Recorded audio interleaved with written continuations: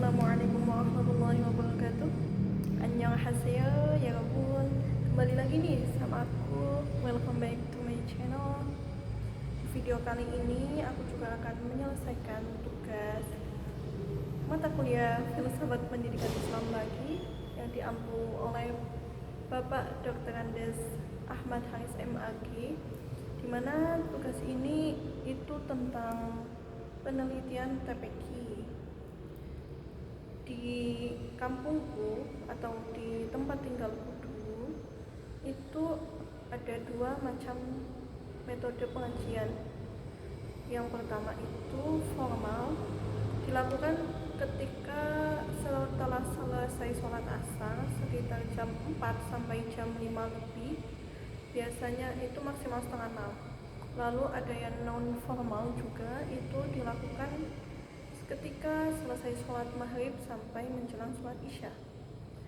Tujuan pembelajaran TPQ di lingkungan saya yaitu yang pertama untuk menciptakan generasi muda yang sedari kecil sudah kita tanamkan dengan berbagai nilai akhlak-akhlak Qur'ani, sehingga sedari kecil mereka itu sudah bisa mengaji karena diajarkan sejak mulai umur 3 tahun. Kalau di formal yang sore itu TPQ, kelasnya itu ada 6, dibagi-bagi. Kelas Madin 1 itu nanti ngaji Iqra 1, Madin 2 ngaji Iqra 2 dan 3, Madin 3 Iqra 4, 5, 6. Lalu Madin 4 itu sudah masuk Al-Quran, dan Madin 6 itu lebih menekankan bagaimana menulis Al-Quran dengan sangat lancar, bagus. Dan jadi kita itu nggak cuma bisa membaca, bahkan menulis. Sedangkan yang sekolah malam itu dibagi, yang mengajar itu dua, seorang suami istri. Yang istri itu nanti mengajar siswa-siswa atau murid-murid atau santri mereka yang menghafal juz amma dari An-Nas sampai An-Naba. Lalu yang kakung nanti mengajar Al-Quran di Nazri dari juz 1 sampai selesai. Metode pembelajarannya pun masih sama seperti di kampung-kampung biasanya, face to face ngaji. Biasanya kita itu ngaji 1 halaman sampai 2 halaman. Kalau yang udah besar nanti juga ada tambahan kelas. Biasanya setelah isya itu ngaji kitab Safina, kitab yang masih dasar-dasar. Lalu terkait biaya, di Madin saya itu baik yang formal maupun non formal, yang sore hari ataupun malam hari itu sama sekali tidak ada biaya. Masya Allah sekali kan?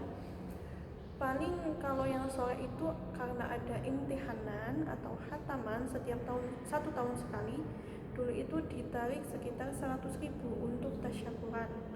Biasanya dengan naik delman, naik becak, nanti tampil di panggung. Nah itu dulu waktu tahun saya itu 100.000. Kayaknya sekarang sudah naik sekitar 200.000 atau 300.000. Kalau yang malam itu sama sekali tidak ada biaya. Kalaupun semisal kita khatam, itu kita makan bareng-bareng, disyukuri bareng-bareng. Yang khataman itu nanti membawa orang tuanya akan bersedekah dengan membagikan anak-anak yang lain berbagai makanan gitu. Terus terkait dengan tambahan kegiatan materi pokok, itu sedari kecil tambahannya itu adalah bagaimana praktek wudu, bagaimana praktek sholat, hal-hal dasar mengenai kesucian, bersuci, fikih dasar.